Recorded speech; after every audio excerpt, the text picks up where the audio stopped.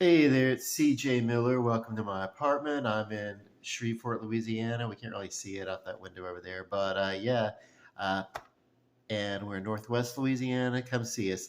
I think if the slogan for Vegas is "What happens in Vegas stays in Vegas," our slogan should be "Come see us," and we'll say you didn't. you know, I don't know. uh, Okay, so the reason why I'm doing this video is I want to follow up with the third week of American Horror Story, and it's American Horror Story season 11, and they're giving us 2 episodes each week, so that we'll get 10 complete episodes, but within 5 weeks. Uh, and everything going on, I see it's a good thing they did it this way. Otherwise, it would have maybe because it was such a slow burn those first couple of episodes on that first night, and then it kind of picked up a little traction in that second week, and then we're in the third week and it's like full on. So this week we start with that uh, fifth episode, and it really kind of focuses on Fran, played by Sandra Bernhardt, and so she decides she's writing for the native, for the female's perspective of the native, which is the it's kind of like a village-based newspaper that contributes to the gay community, and she wants to bring a female perspective. So she was writing, but now she's catching a little side gig, moonlighting. Patty LuPone has she's kind of like the queen of the bathhouses, kind of maybe almost like a Bette Midler type character. But she actually is not just a performer at the bathhouses and friend to the gay community, but she actually like owns a bathhouse and everything like that. So anyway, she also is uh, um, taking on a side business of opening a psychic reading place in the village. And so Sandra Bernhardt's character Fran, and we'll get into the name in a second, Fran decides to take on a job, side gig. So Fran is the name of the female lead in Stephen King's The Stand. If I made that uh, clear that there's some elements of that, although it's not heavy hitting as the mood of William Friedkin's movie Cruising, based on a novel that preceded it. Uh,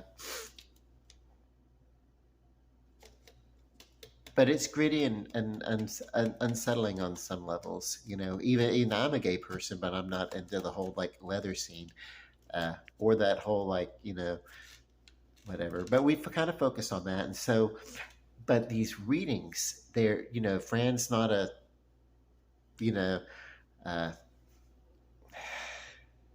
she's not a real psychic. They're like, Patty LuPone is like, no, it's entertainment. It's not real. It's entertainment, which is, for the most part, what readings are, and they're not to be ever taken like, uh, like they're not to be used to diagnose illnesses, uh, mental or emotional illnesses, or anything like that, or whatever. It's kind of like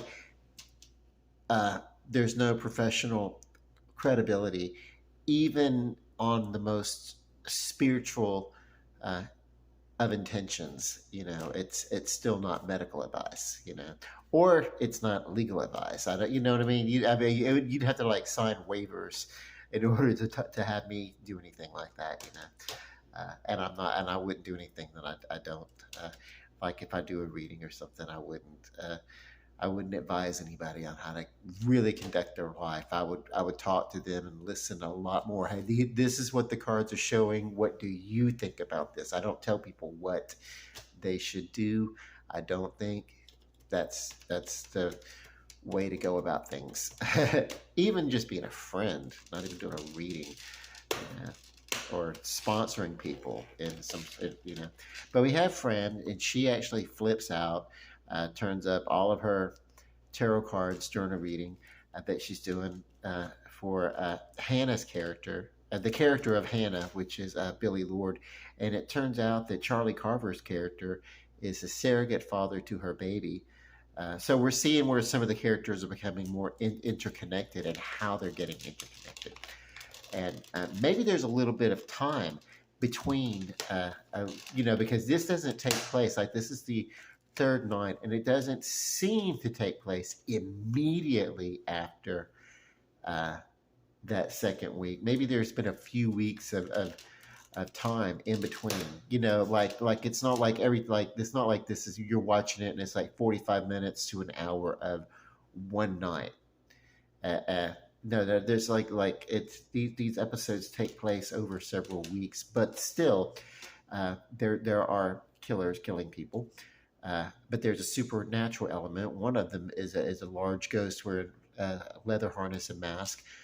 We'll get to him in a second. I gotta get to this. So uh, we see the supernatural element really, really pop in this fifth episode. When we get to the sixth episode, which is later the same night that we see, we have Dennis O'Hare as Henry. He is summoned by the Zachary Quinto character and the police officer, who is played by, what is that dude's name again? He's kind of new to this franchise, I think. So I haven't seen him, but Zachary Quinto is Sam, and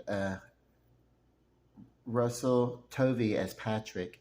And they had a liaison when Patrick first came to Fire Island and was preparing to come out. And they had a drug-fueled night, and they ended up accidentally killing this kid, and a little skinny dude in a little leather mask. And so they summoned a fixer, and it turns out to be Zachary, that first guy that I mentioned. Dennis O'Hare. He's a fixer for the mob. Very gentle guy, but he's a fixer for the mob. And so he ends up bringing along Mr. Whitey, who's a nurse. He's been identified as a nurse and everything like that. And so, anyway, and this is in the past, to kill this kid and bury the various parts of the body in Fire Island, and that body is discovered and it's phoned in and blah blah blah blah blah. Anyway, long story short, there's a big huge guy who's wearing a leather mask, and he's a ghost, so he might actually be the ghost of this kid, even though he's not a big huge kid. He was more of a twinky little dude, but maybe his rage has turned into this leather clad monstrosity, much in the same way that season one, the housekeeper Moira, if you looked at her through lusty eyes, you would see a voluptuous woman in a skimpy maid's uniform. And if you looked at her soul, because she was a ghost, and you looked at her for who she really was, she saw an old maid. Even though she was killed when she was young, she was a troubled old maid. That character was actually played by two people. Anyways, maybe we're getting a treatment like that. But anyway, they identify Mr. Whitey as the serial killer that's targeting the Mai Kai cocktail people, and taking them away. And it turns out he's got them. He's assembling some sort of Frankenstein-ish creation, and I love that when they bring in Frankenstein elements. Because that's one of my favorite horror stories of all time anyway. And when they bring those Frankenstein elements into American Horror Story, I look for it in every season. When is it coming? When is it coming? And when I don't see it, I get bummed out. I think it's one of those tropes that should be in every season of American Horror Story. And sometimes it's not there. But anyway, and none of the supernatural stuff was present in season 7, which dealt with politics way more than anyone was comfortable with. But we needed that purging. Anyway, but we're at season 11 now. And I can't wait to see what happens next. I'm going to tell you, this season has grown on me. It was a slow burn at first. And it's like, if you don't grab me, dude, I can't pay attention to shit. If it wasn't Ryan Murphy's American Horror Story, and if I didn't know that it was going to get interesting at some point, I would not have gotten through that first episode, because it was like watching maybe a souped up version of a procedural. It's like, okay. But yeah, so sometimes when I start looking at something and I really, really can't get into it, if I can just really push myself, maybe it'll pay off. So at first night, kind of slow getting to know the characters, but where's this shock me and grab me? Where's the hook? Because it's not that leather bar bullshit, because I'm a gay guy and that's not my scene and whatever. And controversy doesn't grab me. You know what I mean? Like it's not, oh my God, this is, wow, I'm not seeing this a long time. So that's not, you know, it takes more than exploitation uh, to grab me. You've got to like give me you know, some interesting things to watch. And it it's taken about halfway through, but it really has. It kind of gives me kind of a feeling of cruising, but it's also given me the elements of the stand. I've mentioned those connections, including uh, Sandra Bernhardt coming in as one of the female leads, which they're not heavy on the female leads, but her character is Fran, and that was the name of the lead of uh, the stand, the character in the stand, the female lead, Fran. And so, yeah, I feel like I'm justified in making that connection, especially with the name there too. So that's a clue to what's going on. I think this Frankenstein creation, which is basically just a corpse and he's being assembled by the madman who's kidnapping people from the leather bar scene, and he's attaching their parts. And I think through some ritualistic way, he's going to be brought to life. And I think that's going to be the conduit by which this new supernatural threat that people are having premonitions about. I think that's I think we're heading in that direction. I could be wrong, but I'm pretty. We have not yet seen a dark man figure, but we are getting some vibes of the stand with people having premonitions because that happened in the stand. Like, but we're about halfway through this thing. We should be having like, and there is a happening much faster. This virus or whatever that's like uh, killing people. People are catching it and then they're dying, and so yeah, and usually. Yeah, it's still up in the air. I still don't have everything solved, but I'm seeing where some of the people are really connecting now.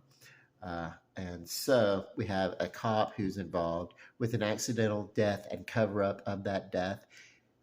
He recently came out at work to his bosses to salvage his relationship, and his relationship is an editor of The Native, uh, who's all about like speaking up for the gay community and everything like that. But his integrity falters as he helps further hide the body, but kind of goes rogue into finding, this nurse Whitey, who's a clinic or a nurse working at the hospital. He's been identified, the one who, and he's more than likely, if he's not the killer, he's like a killer. I don't know if he's the big monster. I don't know. We sometimes get a figure of American Horror Story seasons. We get a kind of a mascot figure, like Leatherman from the first season and Bloody Face from the second season and everything. So today we're getting this leather face guy in a leather mask, big huge guy. I can't. They want to call him Big Daddy. I cannot do that. I can't say, oh yeah, Big Daddy. No, I don't know. I can't go with it. But then, what I'm remembering is something entirely different. I'm remembering from the first episode. I think I just answered my question here. There was a guy who showed up to take pictures and be photographed. Now, did that happen after this kid had already been killed, and he's photographed by Zachary his boyfriend, who they just broke up with and everything like that, who's now dating the character of Charlie Carver. but he was yeah, Morris, by played by Kyle Beltran or whatever. Anyway, so yeah, it's a lot of it's a lot. This is more of a, we're getting the uh, community horror story that we did with Coven, but we're getting the dark tone that we got uh, um, with Asylum, the darkness of Asylum, but we're also getting uh, the crime investigation that we got with uh, Hotel. So there's a lot of different elements, and we're definitely getting this Frankenstein element that I first saw in the first season uh, with the Dr. Montgomery who was doing experiments in the basement and everything. So yeah, I'm loving it. I think if you were watching that first night, decided to peace out, I can't do this for whatever reason, I think if you were to give it another chance, uh, by the end of that second week, which is get you up to 4 episodes, uh, and certainly by the third night, which gets you to 6 episodes, I really do think that, and that's fine because that's the way people watch shows anyway. They want to stream them and watch them all at once instead of tuning in for a single episode.